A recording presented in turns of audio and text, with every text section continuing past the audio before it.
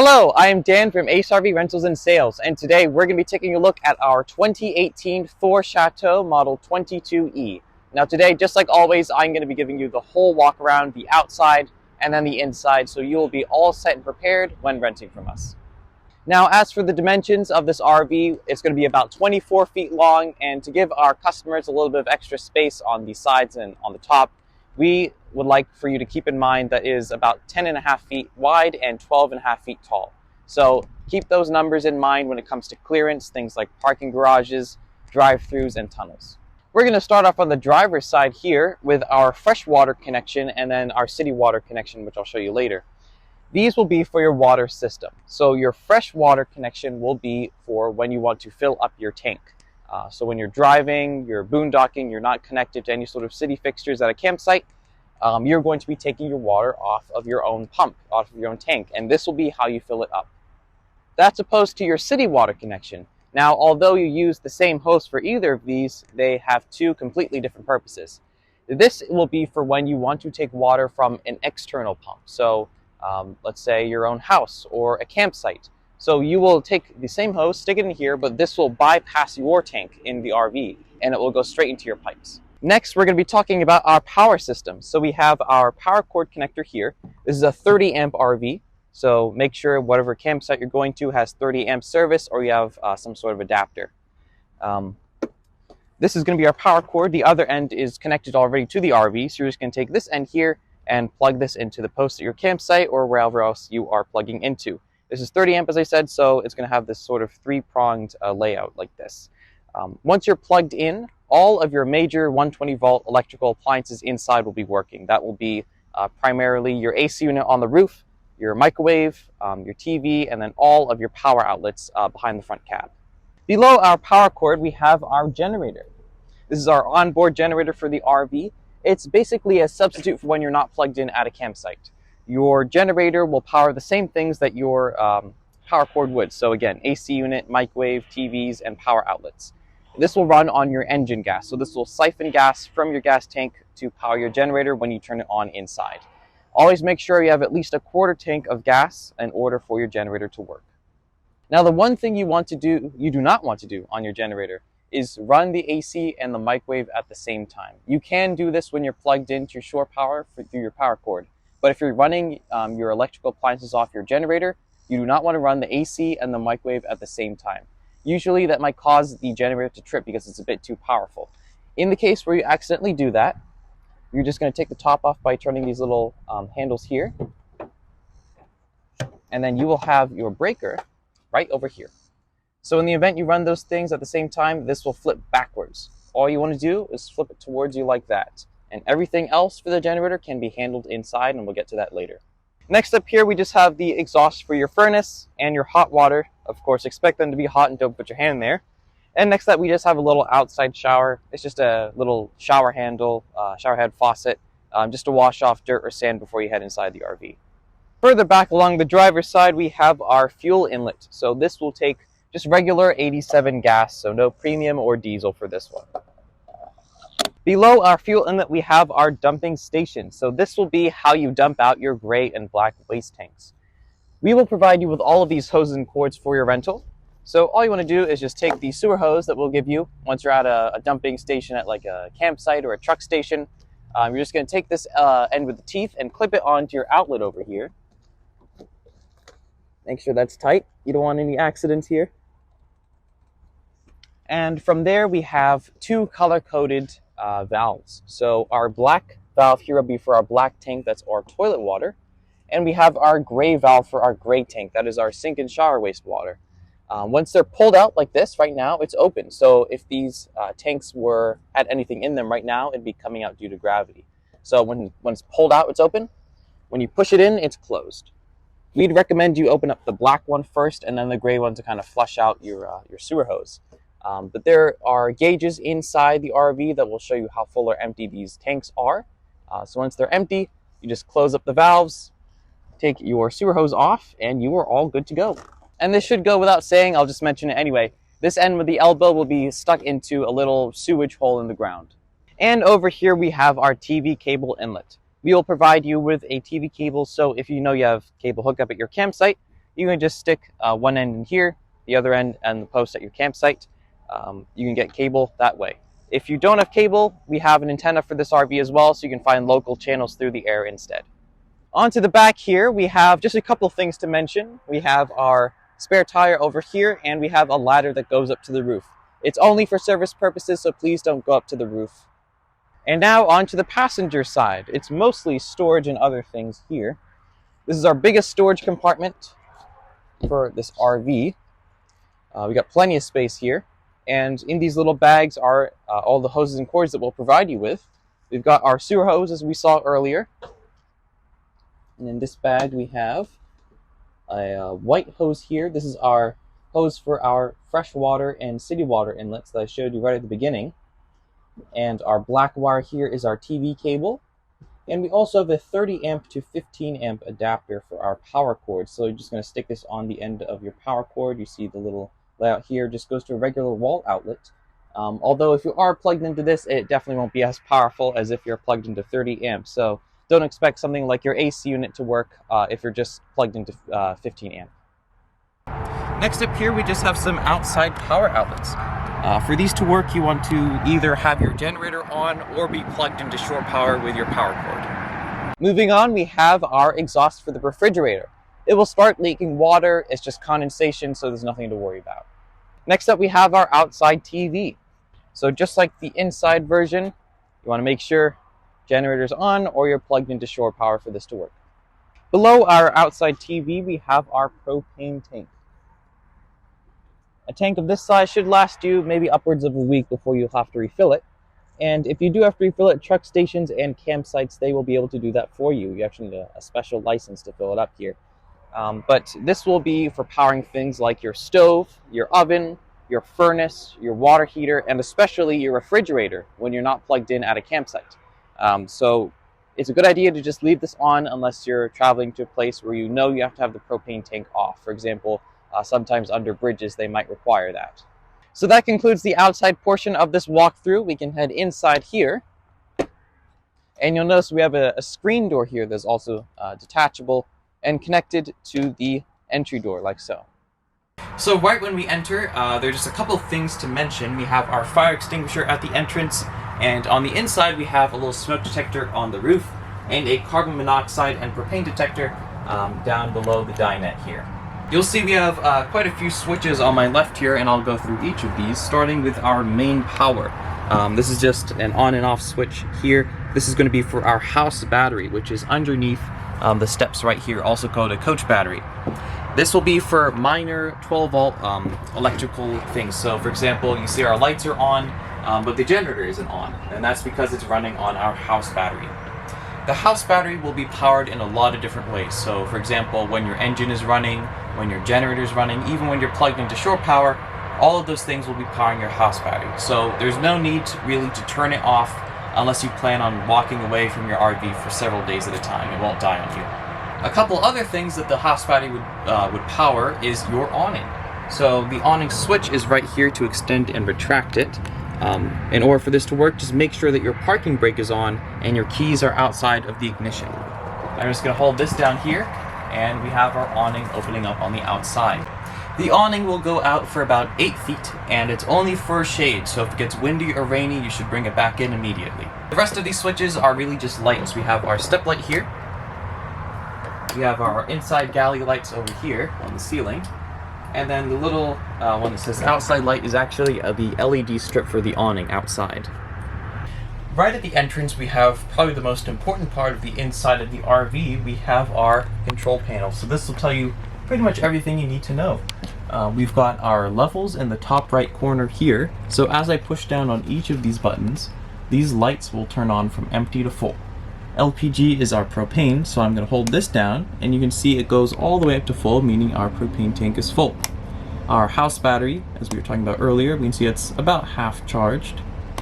Our fresh water tank is empty right now.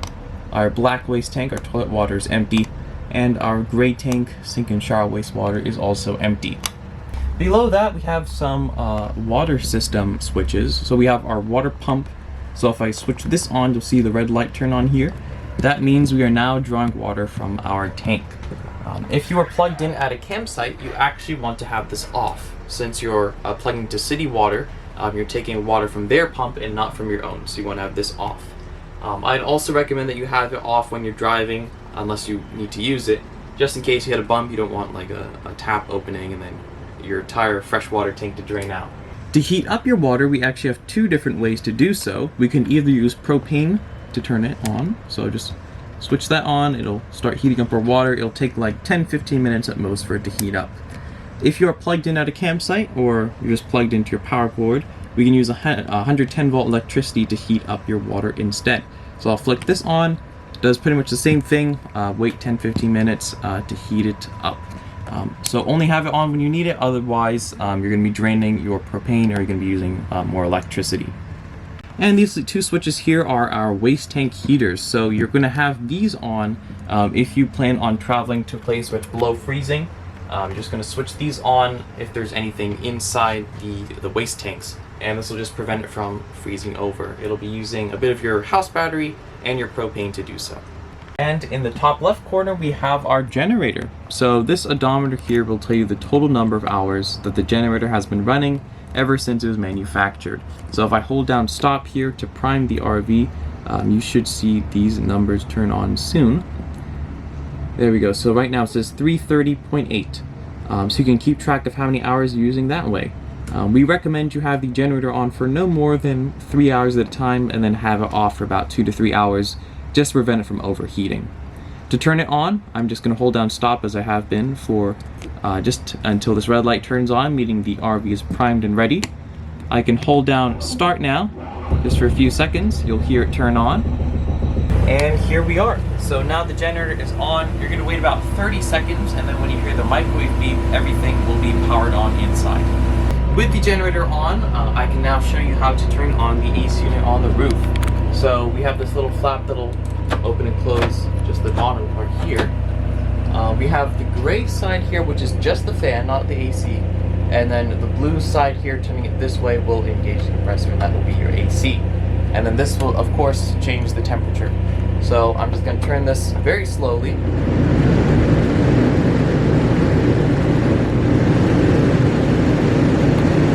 High, and back down to low. When you're dealing with the generator, you want to make sure that your AC is off. So this switch is set to off when you're planning to turn it on. And then once it's on, only then can you turn on your AC. And then conversely, if you're going to turn off your generator, turn off your AC first and then turn off your generator. Otherwise, when you try and start the generator, it's going to struggle to turn on the AC at the same time as well. Also, with the generator on, I can show you how to find channels on your TV. So once it's on, I'm just going to press input over here. Make sure that your input source is set to TV. Then I'm going to press menu here. Head over to channel.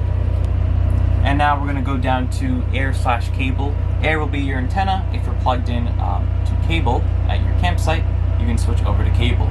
But I'm going to go back to air, and then I'm going to press auto scan. Start to scan, and it'll take about 5 minutes to find channels for you. To turn off the generator, all you want to do is just hold down stop for a few seconds. Here we are in the back of the RV. We have our queen size bed over here. We have privacy curtain that goes across the top here, little skylight, storage on the overhead, and we have our furnace thermostat here. So this will just be from off, and then I can just turn it on, and this will just control how much heat is being blown into the RV. This will be using a bit of your battery and your propane to turn on your furnace. And then this is, of course, is your thermostat. Also in the back, we have our bathroom. So most things in here are intuitive, but I think I should mention a couple things.